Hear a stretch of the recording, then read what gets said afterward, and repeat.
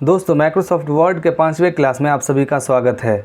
आज हम Microsoft word के पैराग्राफ ग्रुप के एक एक टूल्स को समझेंगे और उम्मीद है कि आप वीडियो को पूरा देखेंगे। अगर वीडियो पसंद आए तो वीडियो को लाइक करके ज़्यादा से ज़्यादा शेयर कीजिए। दोस्तों, मैं तौसीफ अहमद स्वागत करता हूं आप सभी का मेरे चैनल तौसीफ वर्ल्ड में। तो चलिए वीडियो शुरू करते हैं। तो दोस्तों, पैराग्राफ ग्रुप के अंदर में जितना भी टूल्स है, जितना भी ऑप्शन है, उन सभी ऑप्शन को हमने यहाँ पर नोट करके रख लिया है। जैसे कि सबसे पहला ऑप्शन है बुलेट का, उसके बाद नंबरिंग का, उसके बाद मल्टी लेवल लिस्ट का। ये तीनों ऑप्शन हमें लिस्ट बनाने में काम आता है। उसी तरह से डिक्रीज इंडेंट, इंक्रीज इंडेंट, इसका भी यूज देखेंगे। सॉर्ट कैसे करते हैं, जैसे A to Z सीरीज में असेंडिंग ऑर्डर या फिर डिसेंडिंग ऑर्डर में। उसी तरह से शो और हेड का ऑप्शन कैसे काम करता है, अलाइनमेंट क्या होता है, लाइन एंड पैराग्राफ स्पेसिंग क्या होता है, उसी तरह से शेडिंग क्या होता है और बॉर्डर्स क्या होता है। इन सभी चीजों को हम बारी बारी से समझेंगे। तो सबसे पहले हम बुलेट ऑप्शन को समझते हैं। जैसे मान लीजिए हमें कोई लिस्ट बनाना है और उस लिस्ट को हमें किसी आइकन से या फिर किसी सिंबल से दिखाना है, तो हम सबसे पहले बुलेट वाले इस ऑप्शन पे आएंगे। यहाँ पर जो डाउन एरो दिख रहा है, यहाँ पर जैसे क्लिक करेंगे तो यहाँ पर रिसेंट में जितना भी सिंबल आपने यूज किया है वो सारा सिंबल दिख जाएगा और यहाँ पर बुलेट लाइब्रेरी है, यहाँ पर आपको बाकी सारा बुलेट दिख जाएगा। तो यहाँ से जिस भी बुलेट ऑप्शन का यूज करना है, जैसे हम ये वाला सिंबल लेना चाहते हैं, बस एक बार सेलेक्ट करेंगे। अब उसके बाद हम आइटम नेम टाइप करते जाएंगे, एंटर करेंगे। आप देखेंगे कि ऑटोमेटिक वही सिंबल लगता चला जाएगा। बस एक बार आपको सेलेक्ट करना है और उसके बाद आप एंटर करते जाएंगे और देखेंगे कि वही सिंबल ऑटोमेटिक लगते चला जाएगा। तो इस तरह से आप सिंबल का यूज करके लिस्ट बना सकते हैं। उसी तरह से अगला जो ऑप्शन है नंबरिंग का ऑप्शन है। जैसे मान लीजिए हमें लिस्ट बनाना है लेकिन हम बुलेट ऑप्शन का यूज नहीं करना चाहते। हम चाहते हैं कि नंबर सीरीज में या फिर ABCD के फॉर्म में या फिर रोमन नंबर सीरीज में हमें लिस्ट बनाना है। तो उसके लिए हमें नंबरिंग वाले इस ऑप्शन पे आना है। यहाँ पर डाउन एरो जो दिख रहा है, यहाँ पर क्लिक करेंगे तो यहाँ पर आपको बहुत सारा फॉर्मेट मिल जाएगा। जैसे 1 to 3 का फॉर्मेट है, ABCD सीरीज है, रोमन नंबर सीरीज है। आप जिस ऑप्शन को सिलेक्ट करना चाहते हैं बस एक बार सिलेक्ट करेंगे और उसके बाद आपको आइटम नेम टाइप करना है। जैसे एंटर करेंगे आप देखेंगे कि ऑटोमेटिक दूसरा सीरियल नंबर लग चुका है। इस तरह से आप आइटम नेम टाइप करेंगे, एंटर करेंगे और ऑटोमेटिक सीरियल नंबर लगता चला जाएगा। तो इस तरह से आप लिस्ट बनाने के लिए नंबर सीरीज का यूज कर सकते हैं। उसी तरह से मान लीजिए हमें ABCD के सीरीज में लिस्ट बनाना है, तो हम यहाँ से एक ऑप्शन को सिलेक्ट करेंगे और उसके बाद आइटम नेम टाइप करेंगे, एंटर करेंगे। आप देखेंगे कि ऑटोमेटिक ABCD सीरीज में फिल होता चला जाएगा। इस तरह से आप एंटर करते जाएंगे और ABCD के सीरीज में ऑटोमेटिक लिस्ट बनता चला जाएगा। उसी तरह से हमें रोमन नंबर के सीरीज में लिस्ट बनाना है, तो हम यहाँ से रोमन नंबर वाले इस ऑप्शन को सिलेक्ट करेंगे और बस एक आइटम नेम टाइप करना है। जैसे एंटर करेंगे तो ऑटोमेटिक देखेंगे दूसरा नंबर आ जाएगा। इसी तरह से आपको आइटम नेम टाइप करते जाना है, एंटर करते जाना है और आप देखेंगे कि ऑटोमेटिक रोमन नंबर सीरीज में फिल होता चला जाएगा। तो इस तरह से आप नंबरिंग ऑप्शन का यूज करके लिस्ट बना सकते हैं। उसके बाद वाला जो ऑप्शन है multi level list. Multi level list का जरूरत कहां पर पड़ता है, जैसे हमें कोई क्वेश्चन टाइप करना है और उसका मल्टीपल ऑप्शंस है, तो उसके लिए हम मल्टी लेवल लिस्ट का यूज करते हैं। जैसे यहाँ पर लिखा हुआ है फुल फॉर्म ऑफ रैम और हम यहाँ पर इस क्वेश्चन का 4 ऑप्शन टाइप कर लेते हैं। इस तरह से हम यहाँ पर एक क्वेश्चन टाइप किए हैं और इसका 4 ऑप्शन टाइप किए हुए हैं। इसी तरह से मान लीजिए बहुत सारा क्वेश्चन हो सकता है। जैसे हम इसी को कॉपी करके और यहाँ पर पेस्ट कर लेते हैं, एंटर करेंगे, पेस्ट करेंगे और फिर से यहाँ पर एंटर करके पेस्ट कर देते हैं। अब मान लीजिए हमारे पास 3 क्वेश्चन हो गया और हर एक क्वेश्चन का 4 ऑप्शन हो गया। तो इस तरह से पूरे टेक्स्ट को सिलेक्ट करेंगे। मल्टी लेवल लिस्ट वाले इस डाउन एरो पर जैसे ही क्लिक करेंगे तो यहाँ पर आपको कुछ ऑप्शन दिखेगा। जैसे पहला जो ऑप्शन है, यहाँ पर आपका क्वेश्चन 1 2 3 के फॉर्म में शो होगा और जितना भी ऑप्शन है वो ABCD के फॉर्म में शो होगा। तो इस तरह से हम इस ऑप्शन को जैसे ही सिलेक्ट करेंगे तो आप देखेंगे कि 1 2 3 4 5 इस तरह से जितना भी क्वेश्चन है और जितना भी ऑप्शंस है वो सारा 1 2 3 के फॉर्म में आ गया है। अब हमें क्या करना है कि जितना भी ऑप्शंस है, जैसे इसका 4 ऑप्शन है, इसको सिलेक्ट करेंगे, फिर से कीबोर्ड से कंट्रोल बटन दबा के रखेंगे, इन 4 ऑप्शंस को सिलेक्ट करेंगे और फिर से कंट्रोल बटन दबा के रखेंगे और बाकी जो 4 ऑप्शंस है इन चारों ऑप्शंस को सिलेक्ट करेंगे। अब सिलेक्ट कर लेने के बाद में यहाँ पर इंक्रीज इंडेंट का ऑप्शन मिलेगा। इस पर जैसे ही एक बार क्लिक करेंगे आप देखेंगे कि ऑटोमेटिक जितना भी ऑप्शंस है उन सभी में ABCD लग गया है। तो इस तरह से हम मल्टी लेवल लिस्ट का यूज करते हैं। जैसे क्वेश्चन के सामने में 1 2 3 लिखा हुआ है और जितना भी ऑप्शंस है उन सभी ऑप्शन से पहले ABCD का लिस्ट जनरेट हो जाएगा। तो इस तरह से आप मल्टी लेवल लिस्ट का यूज कर सकते हैं। उसके बाद डिक्रीज इंडेंट और इंक्रीज इंडेंट का ऑप्शन आता है। इसका यूज क्या है उसके लिए हम चलते हैं अगले पेज में। यहाँ पर हम आएंगे और एक और नया ब्लैंक पेज लेंगे। उसके लिए हम यहाँ पर कुछ सैंपल टेक्स्ट जनरेट कर लेते हैं। तो हम टाइप करेंगे equal to RAND, bracket open करेंगे, ब्रैकेट क्लोज करेंगे और एंटर करेंगे। तो यहाँ पर ऑटोमेटिक कुछ पैराग्राफ जनरेट हो जाएगा जो कि सैंपल टेक्स्ट है। मान मान लीजिए ये जो एक सेंटेंस टाइप किया हुआ है, इस पूरे सेंटेंस को हमें राइट साइड में शिफ्ट करना है। जैसे हमें यहाँ पर लेफ्ट में कुछ स्पेस चाहिए, मान लीजिए हमें फोटो लगाना है या फिर किसी भी तरह का सिंबल लगाना है, तो हम चाहते हैं कि लेफ्ट साइड में कुछ स्पेस मिले। तो उसके लिए यहाँ पर इंक्रीज इंडेंट का ऑप्शन मिलेगा। यहाँ पर जैसे जैसे क्लिक करेंगे तो एक टैब के बराबर ऑटोमेटिक आपको लेफ्ट साइड में स्पेस बनता चला जाएगा और जितना भी टेक्स्ट है वो ऑटोमेटिक राइट साइड में शिफ्ट होता चला जाएगा। अब जैसे मान लीजिए यहाँ पर जो स्पेस हमने बनाया है, यहाँ पर कोई शेप लगाना है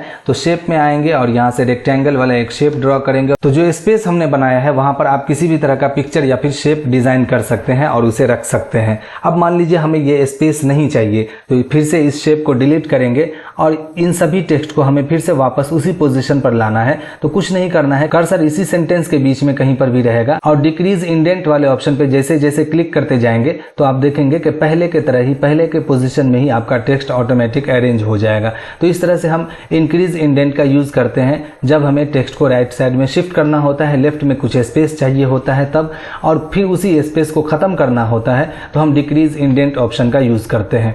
उसके आगे आता है सॉर्ट का ऑप्शन। सॉर्टिंग ऑप्शन क्या होता है, जैसे मान लीजिए हमारे टेक्स्ट को या फिर हमारे नंबर को असेंडिंग टू डिसेंडिंग ऑर्डर में अरेंज करने का काम करता है। तो हम यहाँ पर इसे आसानी से समझने के लिए कुछ नेम टाइप कर लेते हैं।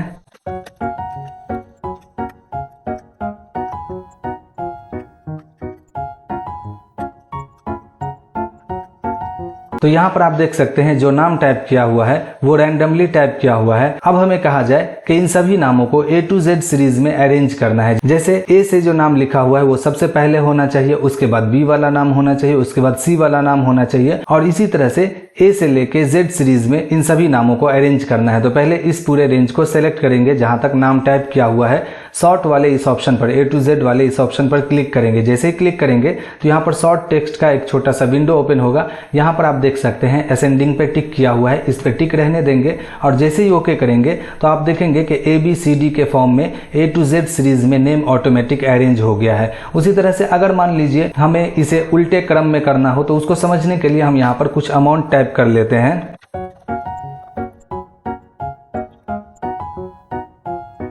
तो यहाँ पर आप देख सकते हैं कि कुछ अमाउंट हमने टाइप किया हुआ है। अगर हमें कहा जाए कि यहाँ पर जो सबसे बड़ा अमाउंट है उसे सबसे ऊपर करना है और सबसे छोटा जो अमाउंट है उसे सबसे नीचे करना है, तो इसी तरह से हम फिर से इस पूरे रेंज को सेलेक्ट करेंगे और सेलेक्ट करने के बाद में फिर से सॉर्ट वाले इस ऑप्शन पे क्लिक करेंगे और इस बार डिसेंडिंग वाले ऑप्शन पे टिक करके जैसे ही ओके करेंगे तो आप देखेंगे कि जो सबसे बड़ा अमाउंट होगा वो सबसे ऊपर होगा, उससे छोटा अमाउंट उसके नीचे और इसी तरह से जो सबसे छोटा अमाउंट होगा वो सबसे नीचे होगा और सबसे बड़ा अमाउंट सबसे ऊपर हो जाएगा। तो हम सॉर्ट ऑप्शन का यूज करते हैं किसी भी टेक्स्ट को या फिर नंबर को असेंडिंग या फिर डिसेंडिंग ऑर्डर में करने के लिए। उसके बाद अगला जो ऑप्शन है शो और हाइड का ऑप्शन है। शो और हाइड ऑप्शन क्या काम करता है तो उसको समझने के लिए जैसे मान लीजिए यहाँ पर हमने कुछ पैराग्राफ टाइप किया हुआ था और यहाँ पर हम आएंगे इस पेज में और यहाँ पर इस ऑप्शन को शो और हाइड वाले ऑप्शन पे जैसे ही क्लिक करेंगे तो आप देखेंगे कि जहां जहां पर एंटर किया हुआ है, जहां जहां पर पैराग्राफ चेंज किया हुआ है वहां पर जो है आप देखेंगे कि वही सिंबल नजर आने लगा है, वही सिंबल शो होने लगेगा।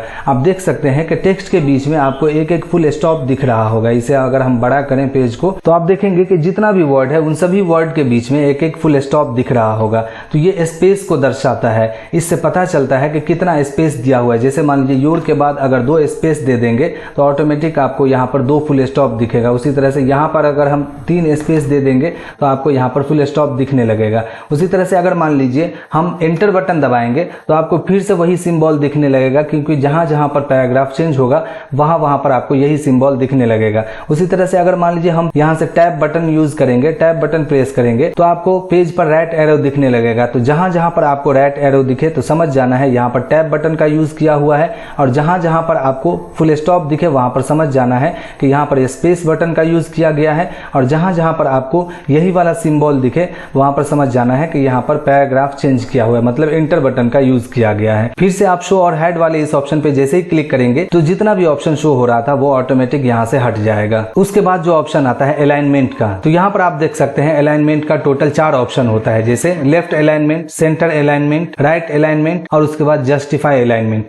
इसका यूज क्या होता है तो उसके लिए हम आते हैं अगले पेज में, और आप देखेंगे कि जैसे ही कोई भी पेज चेंज करते हैं या फिर आप लिखना स्टार्ट करते हैं या फिर नया पेज लेते हैं तो आप देखेंगे कि लेफ्ट साइड में ही कर्सर आपका ब्लिंक कर रहा होता है। अगर हम यहाँ पर कोई भी चीज टाइप करना लिखना स्टार्ट करेंगे तो आप देखेंगे कि लेफ्ट साइड से टाइप होना स्टार्ट होता है, ऑटोमेटिक लेफ्ट साइड से टाइप होना स्टार्ट होता है, क्योंकि बाय डिफॉल्ट माइक्रोसॉफ्ट वर्ड में लेफ्ट अलाइनमेंट सेट किया हुआ रहता है। अगर हम इसे राइट अलाइनमेंट पे क्लिक कर देंगे तो आप देखेंगे कि अब जितना भी टेक्स्ट है वो राइट साइड से शो होने लगेगा। जैसे मान लीजिए हम नए पैराग्राफ पे आएंगे, एंटर करेंगे और यहाँ पर राइट अलाइनमेंट शो कर देंगे। अगर हम यहाँ पर कुछ भी लिखना स्टार्ट करेंगे तो आप देख सकते हैं राइट साइड से वो लिखाना स्टार्ट होगा। तो इस तरह से हम राइट अलाइनमेंट का यूज करते हैं। बाय डिफॉल्ट हमारे माइक्रोसॉफ्ट वर्ड डॉक्यूमेंट में लेफ्ट अलाइनमेंट का यूज किया हुआ रहता है। और इसी तरह से जैसे हम कोई हेडिंग लिखें, यहाँ पर हम अलाइनमेंट लिखते हैं और इसे हमें सेंटर में लेके जाना है। इसे हम बोल्ड कर लेते हैं और ये जो अलाइनमेंट हमने टाइप किया है इसे हमें सेंटर में लेके जाना है। तो कुछ नहीं करना है, कर्सर को यहीं पर कहीं रखेंगे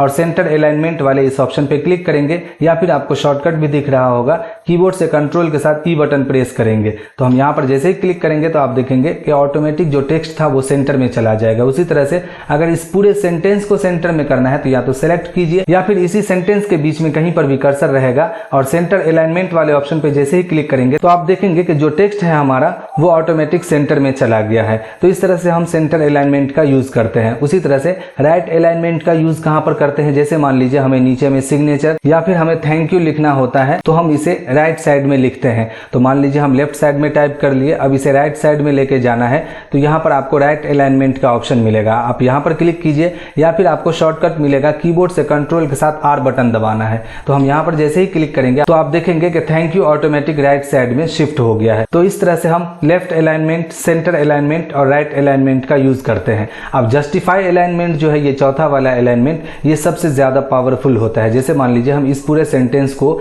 यहाँ से सेलेक्ट करेंगे, जितना भी वर्ड या फिर जितना भी टेक्स्ट टाइप किया हुआ है इसको सेलेक्ट करेंगे तो आप देख सकते हैं कि लेफ्ट साइड का जो पैराग्राफ का लाइन है वो एकदम सीधा लाइन है और राइट साइड वाला जो लाइन है वो सीधा नहीं है, वो आड़ा तिरछा है। और आप देखते होंगे कि न्यूज़पेपर, मैगजीन या फिर बुक हो, उन सभी में दोनों तरफ के पैराग्राफ का लाइन बराबर होता है। तो वहां पर जस्टिफाई अलाइनमेंट का यूज किया जाता है। इस तरह से हम पूरे टेक्स्ट को सेलेक्ट करेंगे और जस्टिफाई अलाइनमेंट वाले इस ऑप्शन पे जैसे ही क्लिक करेंगे तो आप देखेंगे कि दोनों तरफ के पैराग्राफ का लाइन एकदम बराबर हो गया है। तो इस तरह से दोनों तरफ के पैराग्राफ के लाइन को बराबर करने के लिए जस्टिफाई अलाइनमेंट का यूज हम लोग करते हैं। उसके बाद आता है line and paragraph spacing. Line spacing का यूज हम लोग कहां पर करते हैं, जैसे मान लीजिए यहाँ पर जो हमने टेक्स्ट टाइप किया हुआ है इन सभी लाइन के बीच में थोड़ा गैप देना है, दूरी बढ़ाना है, तो हम लाइन स्पेसिंग वाले इस ऑप्शन पे क्लिक करेंगे और यहाँ पर आप देख सकते हैं 1.5 पे जैसे ही क्लिक करेंगे तो लाइन के बीच का दूरी बढ़ेगा। उसी तरह से 2.0 वाले ऑप्शन पे क्लिक करेंगे तो आप देख सकते हैं लाइन के बीच का दूरी बढ़ रहा है। इसी तरह से आपको जितना भी दूरी बढ़ाना है, गैप बढ़ाना है, बढ़ा सकते हैं। अब कम करना है अगर, तो आपको सबसे पहले नीचे में ये जो दो ऑप्शन दिख रहा है, ऐड स्पेस बिफोर पैराग्राफ और ऐड स्पेस आफ्टर पैराग्राफ, यहाँ पर अगर रिमूव स्पेस बिफोर पैराग्राफ और रिमूव स्पेस आफ्टर पैराग्राफ लिखा हुआ रहेगा तो पहले यहाँ पर क्लिक करेंगे और उसके बाद में 1.0 जो सबसे लास्ट ऑप्शन होता है यहाँ पर क्लिक करेंगे तो आप देखेंगे कि लाइन के बीच का जो दूरी था वो बहुत ज़्यादा कम हो गया है। अगर इससे भी कम करना है तो उसे भी कर सकते हैं। फिर से लाइन स्पेसिंग ऑप्शन पे आएंगे, यहाँ पर आपको लाइन स्पेसिंग ऑप्शंस मिलेगा, यहाँ पर क्लिक करेंगे और यहाँ पर लाइन स्पेसिंग वाले ऑप्शन में जहाँ पर सिंगल लिखा हुआ है यहाँ पर आपको मल्टीपल वाले ऑप्शन को सिलेक्ट करना है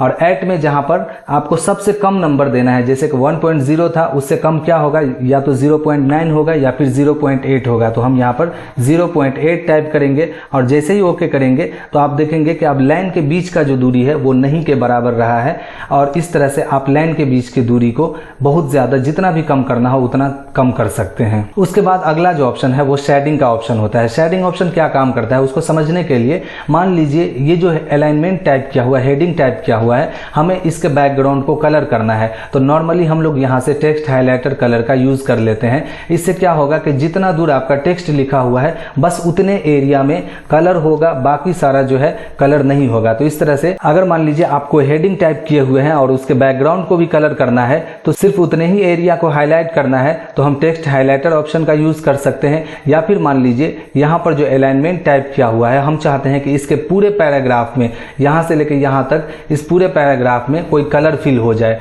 तो उसके लिए हम कहीं दूसरे ऑप्शन से कलर फिल नहीं करा सकते, उसके लिए शेडिंग ऑप्शन का ही यूज करना होगा। तो कर्सर को यहीं पर कहीं रखेंगे, शेडिंग वाले इस डाउन एरो पर क्लिक करेंगे और उसके बाद यहाँ से जो भी कलर आपको सेलेक्ट करना है उस कलर पर कर्सर लेके जाएंगे और बस आपको एक बार क्लिक कर देना है और आप देखेंगे कि पूरे पैराग्राफ में ऑटोमेटिक कलर फिल हो गया है। जैसे मान लीजिए हम यहाँ पर पर्सनल डिटेल्स लिखते हैं,